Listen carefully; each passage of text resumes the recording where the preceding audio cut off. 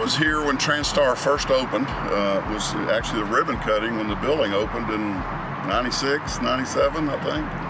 And I'm sure you've heard from a lot of people that 4 government agencies working together and how great it is, and it is a wonderful thing. It didn't happen easy.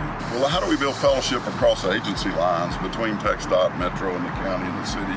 And there was a lot of coordination in those first years, and it was quite a challenge, but very rewarding now looking back at everything that's been accomplished.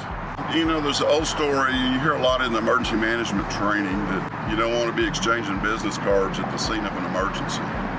And that certainly applies here at TranStar, because you work with each other every day. You know each other on a personal level.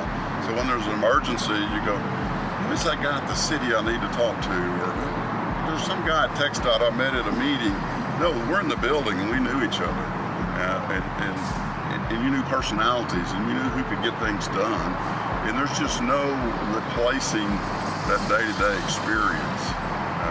You can't do it through training, you can't do it through monthly meetings. And that's why I think Houston TranStar is better served to support the community than any other facility like this in the country.